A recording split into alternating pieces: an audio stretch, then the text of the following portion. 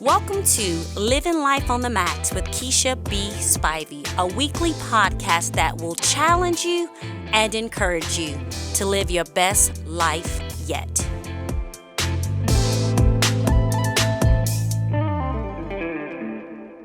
Hello and welcome to Living Life on the Max. I'm so glad you are joining in as we are discussing something so important. We're talking about overcoming stress. And I know so often when we hear that, we talk about coping mechanisms. We talk about things you should be doing to, trying to, just literally figure out how to navigate through all the things that are going on, because so much stress comes at us from every different direction. All these situations that we're facing, stressors are all around us and we cannot escape them. But I just happen to believe we spend too much time talking about coping with stress and not enough time talking about overcoming stress. There are stressors that we cannot do anything about. But what I want to talk to you today about and continue our discussion is on the stress that we face, that we create for ourselves. I'm talking about the self-inflicted stress and pressure and things that are overwhelming your life and your world that you have full power and full capacity to do something about. But so often we focus on how to learn how to just deal with it, and we allow things to become defaults and become a part of our lives that shouldn't be there in the first place. Last week, we talked about learning how to focus on one thing at a time. We talked about how much stress we create for ourselves when we're in the midst of doing 1,200 different things that are not finished. We're not focused. We're living with this broken focus, and we're wondering why we're not feeling content, why we're not completing things, why we are frustrated, why we're feeling and living raggedy is the best way I know how to describe it. I've been talking about Jesus this entire series because he was the best example of someone who had pressure and demands and requirements and requests coming at him all the time. But he chose not to live with a broken focus. He refused to allow the stressors and the things that are coming from without around him to hinder him from completing and finishing the thing that he was sent here to do. He didn't allow the needs and pressures of people to stress him out. He always kept moving toward his goal, and he kept right on doing what he was assigned to do. He stayed focused. And we talked about how he didn't try to do it all himself. So last week, as we talked about that, I kind of laid the foundation for what we're going to be getting into today. And that's what the whole subject of today's podcast is don't try to do it all yourself. Being a lone ranger and carrying the world on your shoulders, it creates stress. It adds pressure. And, we get stressed out trying to do it all. We get stressed out trying to be it all. We get stressed out literally just being a yes person when you are not capable in and of yourself to do those things. We get stressed out because we live like everything in life depends on us. If it's going to happen, we have to do it. If it's going to take place, we have to be there. We have to have our say-so. It has to have our input. We literally overwhelm ourselves with trying to be and do everything. Not Jesus. Jesus recruited, he trained, and equipped people around him to help him share the load. He delegated work. He got others involved. He created a team. As imperfect as it was, he created one because he knew he could not do it himself. Why is it that we don't do this? Why is it that we are out here trying to be everything to everybody? When we think about it, we get so caught up in this persona of what we think things should look like and what things should be like. But I just want to talk to you a couple things that I think let me be honest. A couple of things I've had to walk through and had to navigate through as I've learned, and I'm still learning how to de-stress. The first reason that we try to do it all ourselves is perfectionism.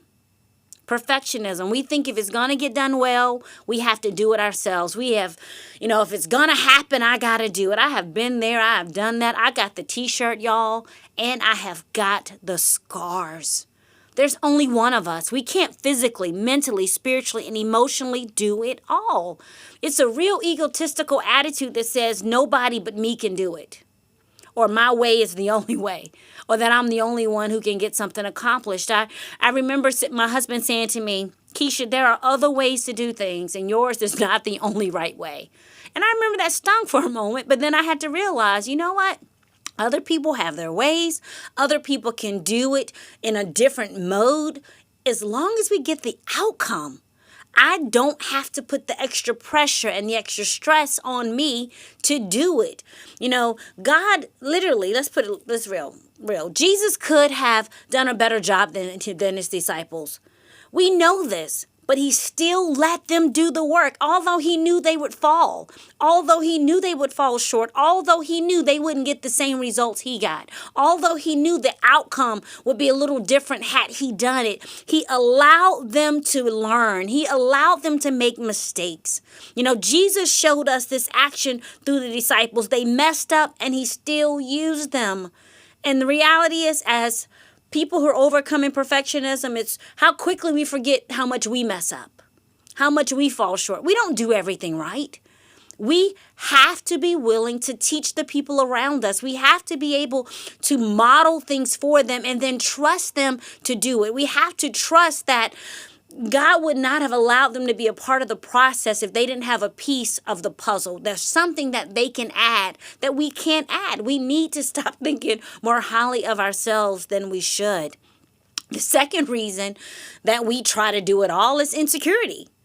What if I turn this responsibility over to someone else and they do it better than I do? What if they get the recognition? What if they get the credit?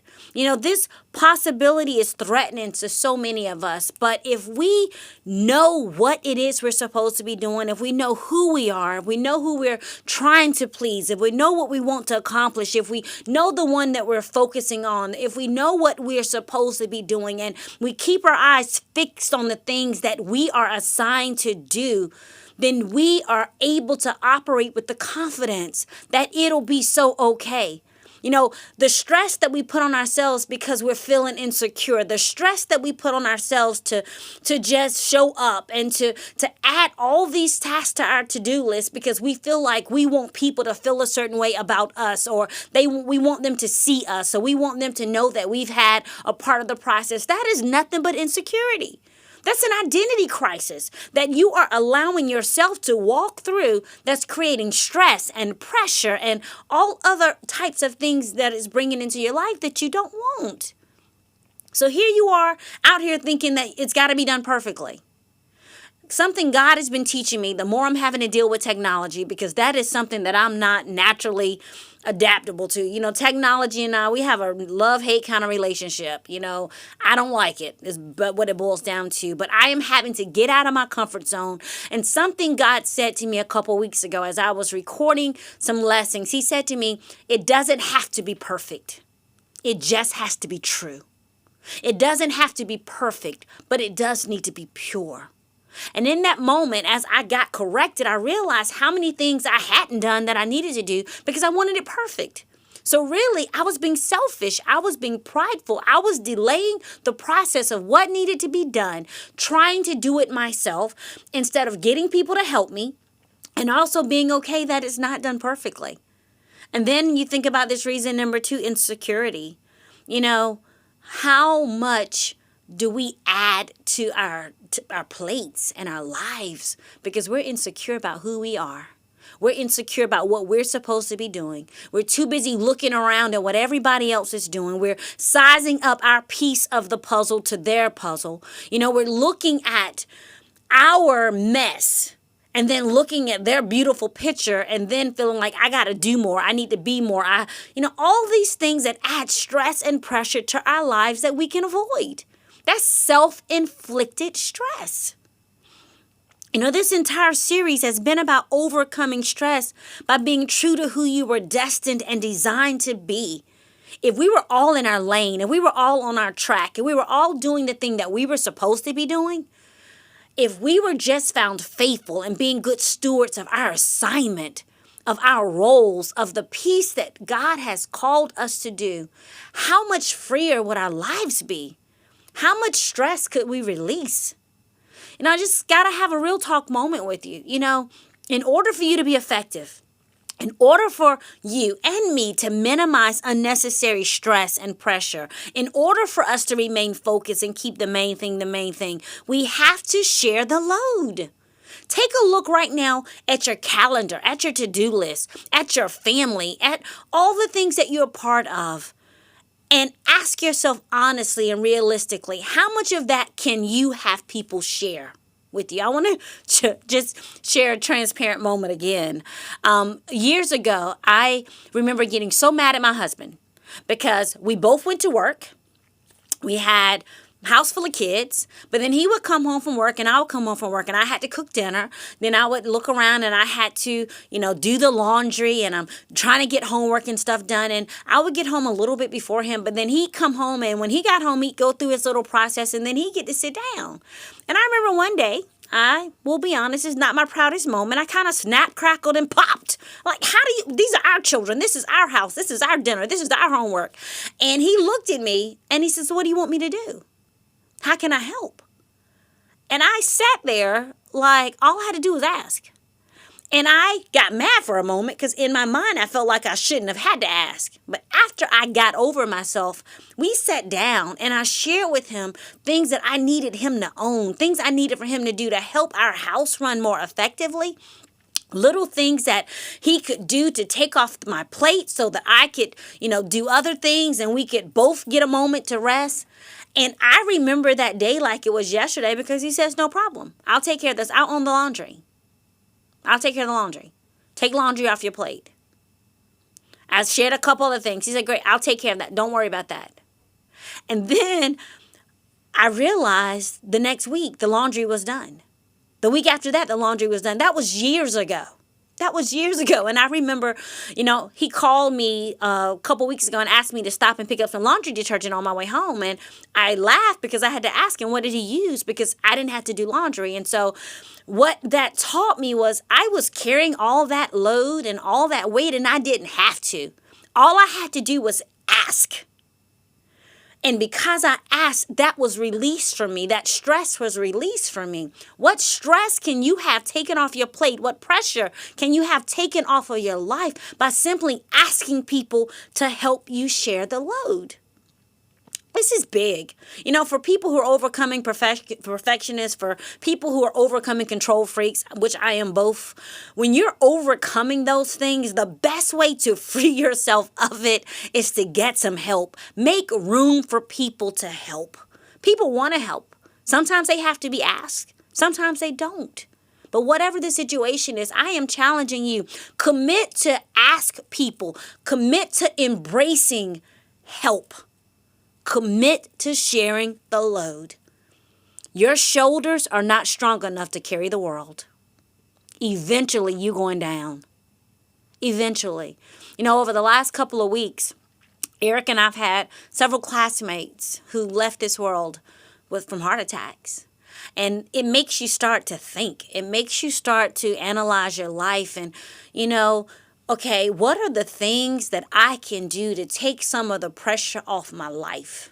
What are some of the things I can do to take some pressure off of my heart? What are some things I can do to take some pressure off of my mind? What are things I can do?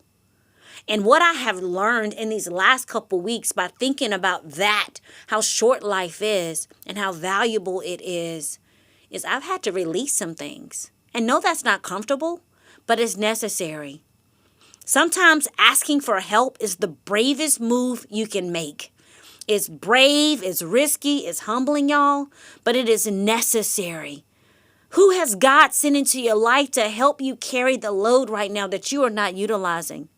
What are you holding on to that keeps you from allowing other people to help you carry the load? For me, I thought, people aren't going to do what they say they're going to do because I've had history with people not necessarily keeping their commitments or saying they'd do stuff and saying they'd be here and they didn't. And what I realized, I stopped asking because I felt like people were dropping my baby. I was giving them things that needed to get done that were important to me and they were dropping my baby. And I had to stop and realize I needed to heal. I couldn't transfer what other people hadn't done onto the people that God was sending into my life to help me. I had to heal, and I had to give people a clean slate. I had to trust God, even though people didn't always do what they said, because I had to realize there are times I haven't done everything that I committed to do. So I had to extend grace and be open to learning and living and loving and accepting people right where they are. I know this is heavy. I know it's so much easier sometimes to put the pressure on yourself and do it yourself, but what is it costing you? What's that price tag? I have 2 friends that I've said goodbye to that it cost them a lot. It cost them their life. It cost them their life. I don't think it's worth it, y'all. I think it's okay to ask for some help. I think it's okay to share the load. Next week, I'm going to pick up from here, and we're going to talk about creating a new habit, a habit that I believe will absolutely change the trajectory of your life. I believe it's the best habit ever when it comes to decompressing and de-stressing. So I look forward to tuning in with you on next week. Evaluate, let some stuff go, ask for help. Until we chat again, do you to the max. God bless.